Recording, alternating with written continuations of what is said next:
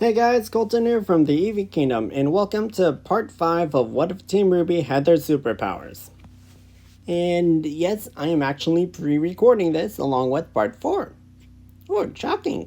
I mentioned this weeks to months ago, and yet here I am doing it. As I already mentioned in that video, a lot's going on, and currently blackout, so can't really post, so I thought, why not? Anyways, in the last part, Weiss was recovering and had a talk with both her sister and her friend Blake, whom in the last part I did mention I was going for the girlfriend route. So yes, Blake and Weiss are dating in this,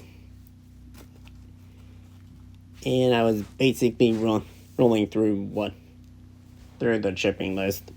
Yeah. Anyways, they had their talks, made men. Well, talks. Weiss resolves all of the crew, and she got recovered before the Vital Festival. But due to her injury before, Team RWBY were not allowed to enter the Vital Festival. Yeah. Well, everything else pretty much went in close to canon, except for the fact that Penny's still alive. The Grimm were taken care of a lot easier. No White Fang interference. And a lot more people were saved than I think happened in canon. We don't really know how many casualties there were, so I can't really say anything for sure about that. And also, none of Team RWBY is separated in this, or split up. So this part's gonna be pretty short, or for the volume, but there's a lot I'm gonna talk about, so yeah. Anyways, we ended off with Team RWBY and Ranger. Gonna have to come up with a new name for them. Or just call them Team Ranger RWBY. RWBY Ranger? Let me know in the comments which you prefer, or if you have another name.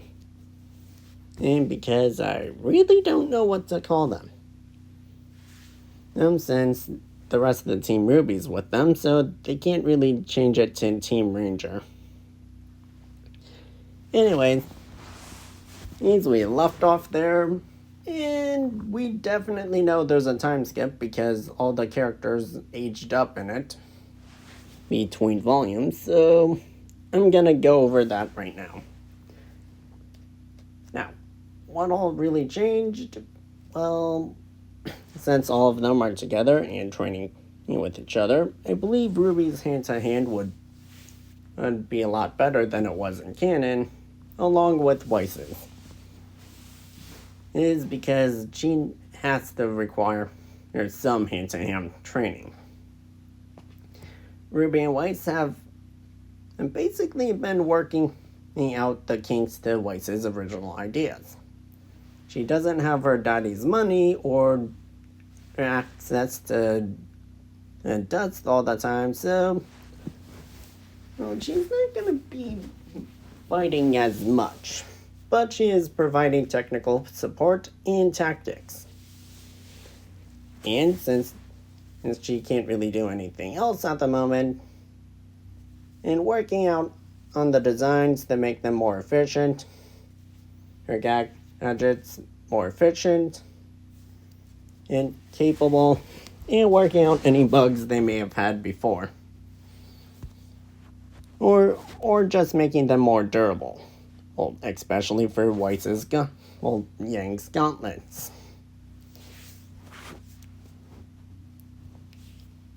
And speaking of Yang, she's just been getting a lot stronger. Her with Blake. I'm gonna go over personal growth as well, but right now, as the name of the what ifs is just tested powers. Do they evolve or do they just stay the same?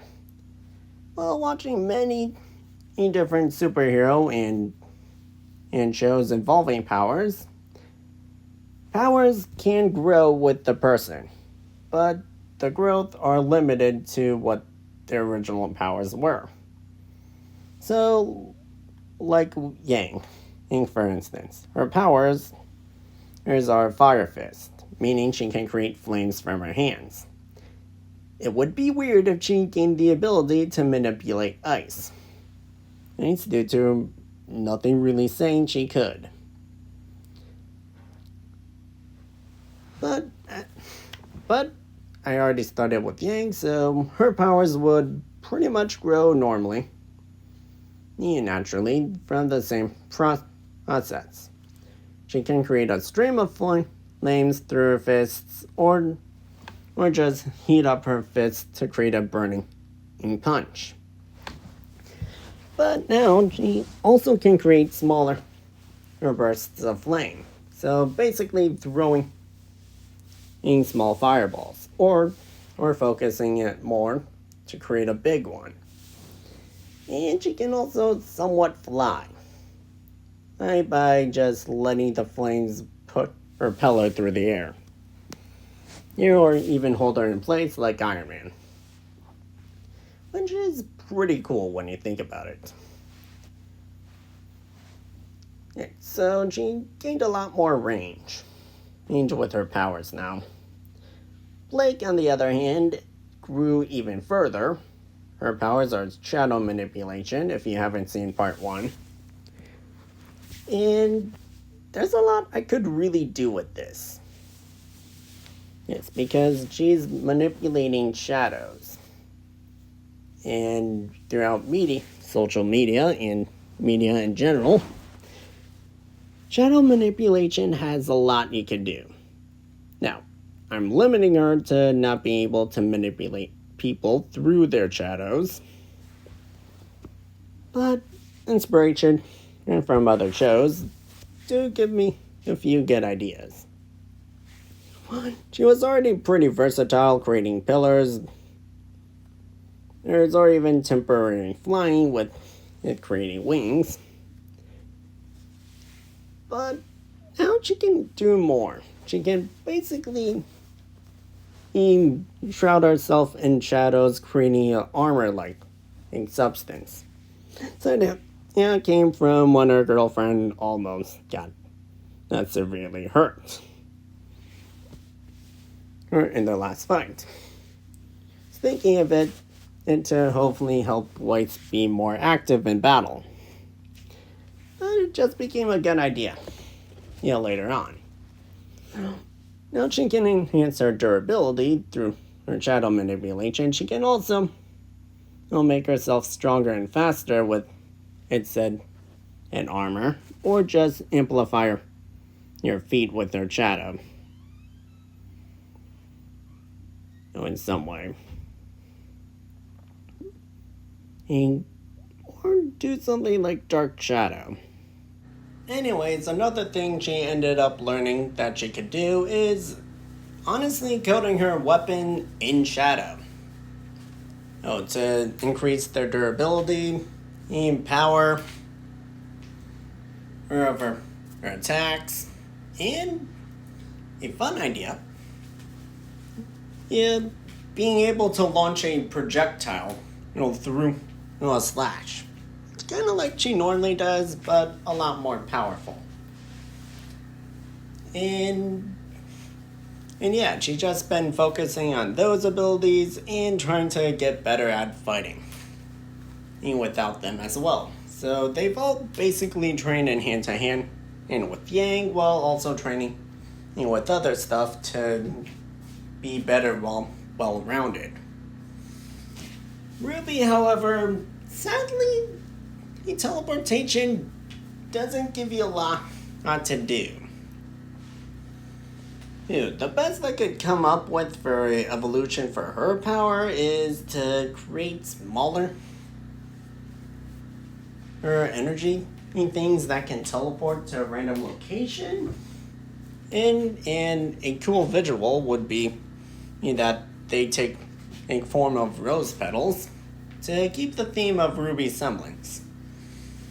But honestly, past that, I don't know. No, I mean, you can do a lot with teleportation, and yes, I just don't know how it would grow. No, another reason why I didn't really like how they portrayed their powers in the second DC crossover movie, due to the fact that they really use them. But yeah, we failed to see how much potential they have, or what else they could do.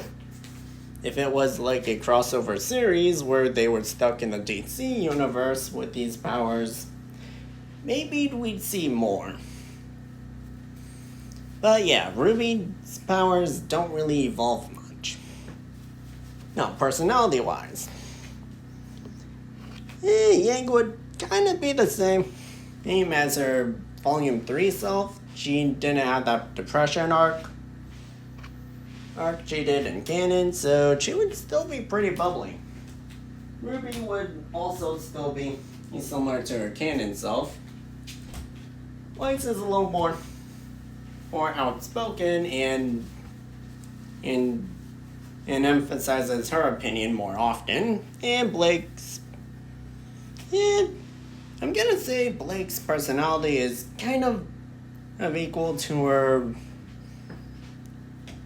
post Volume 5 personality. And she didn't run away, so she didn't have to have that fear controller for a little while, so yeah, just skipping her personality shift from Volumes 4 and 5. And Volume 3, obviously.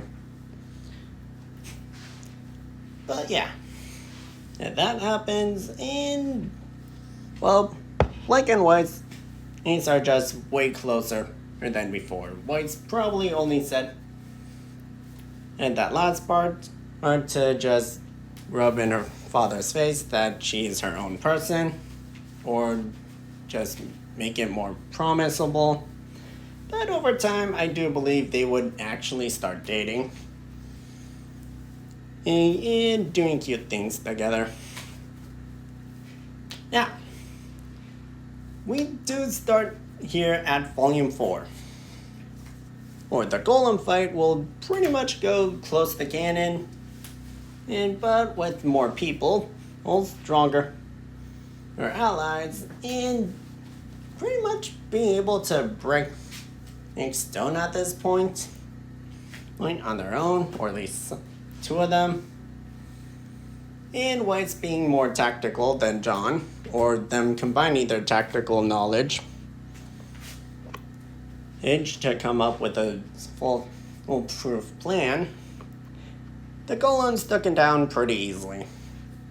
And John gets his armor, and I think White would have probably had some of her belongings melted to create something cute for her. Blake. Again, I want to emphasize it. It's one of my favorite ships. Yep. I'm not really a huge fan of Bumblebee, but I do appreciate it. Anyways, that still happens, and they continue. Ruby still has her nightmares due to still seeing Penny die. Well, Pura die. Penny's alive the whole time. And you literally said this not long ago. But yeah. Honestly, a lot out of the talking stuff still happens as in canon. We get to Tyrion, and that fight is a little bit more tricky. And Tyrion is still a difficult fighter on many aspects. With some of their superpowers, they can't really risk anything. One, they're in a village which possibly still has some civilians left. And two, if Yang misses with any of her attacks, she might hurt her friends. Yeah, sorry. Alright, burping there. So Yang's limiting herself on close those quarters fighting, along with Blake. But Tyrion's not having an easy time either. Since a lot of them are capable of at least dodging many of his strikes with her powers. It's by either blocking them or just pure like threatening him. Well, not threatening, but his instincts are telling him not to let that strike near him. And Crow will still jump in because as they are still struggling a little bit. Tyrion's not gonna do much here at all. Also, yeah. Tyrion, I do believe, would possibly be taken out. Or at least captured. And arrested when the authorities eventually get there. So, yeah. I don't think Crow would really get poisoned, but I think someone would. At least. Yes, there's a lot of them, and there's no guarantee he wouldn't nick anyone. In the Blake one, I can guarantee no one would get poisoned. In the Omnitrix one, RWBY was more invincible in taking the I know the word, I just can't call it right now. Taking in most of the damage. And any other what if where this fight would happen, honestly, probably would. But anyways, the next fight that will happen would be the one more important to Ren and Nora. And it's a lot easier here for them due to just the amount of people they have and how strong they are at this point. But for poetic purposes, I'm still gonna say Ren gets the final blow. And yeah, Volume 4 ends there. And I have a little longer in this video. Okay, I'm gonna go through Volume 5. And honestly, not a lot happens. Volumes 4 and 5 were mostly split between perspectives. So, those perspectives honestly aren't there because all of Team RWBY's together. So it's gonna be really short. They meet Oscar, find out Osmond lives inside him now, due to ancient curse placed on him, and there's no welcome back party.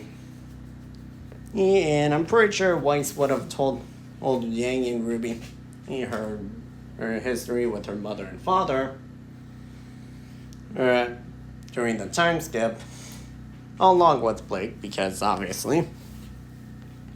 And they just keep focusing on training until they're ready to come from Lionheart. Wow, I remember his name. Anyways, the training would be a little bit better since they've already been practicing without weapons and Zord powers. And we now get to the Team Cinder versus Team RWBY fight. Now, everything that would happen in canon would happen happen here. So, Crow versus Raven, and Team Juniper versus whoever they fight. Right? Since there's no White Fang threatening to blow up the school, there's not really any need for that. And yeah, that's the only changes. It's that, well, points that don't change, except for the last point. But yeah, everything else does change. Whites versus the Spring Maiden. Yes, I used air quotes. What's for that? Not because we all know who the real Spring Maiden is. That fight would be different since Blake would be in protecting Weiss. It's due to her weakness, well, not being as tough as everyone, but Weiss is still pulling up a good fight as well. Not focused on summoning a huge creature or to fight. Weiss is using her agileness a lot better than she did in canon. So the Spring Maiden is honestly on her back foot. Now RWBY's fight would still be difficult. Well, Yang being there and a lot better at fighting. And honestly just lasting with flames.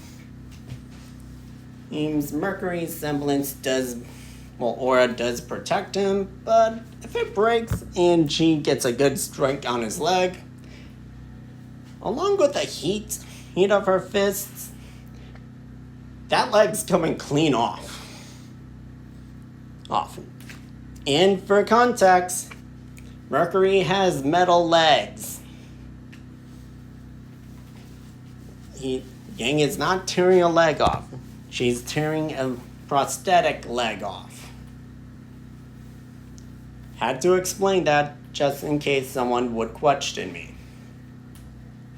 Or my cousin, and if he sees this video. Anyways, this fight would still go relatively the same. And Raven never really had those moments with Yang, so I don't know how much that would play into a factor. But Yang's also a little bit annoyed that her mother joined in their enemies, so yeah, I think it would be the same without Yang even questioning Raven, and at any point besides the end.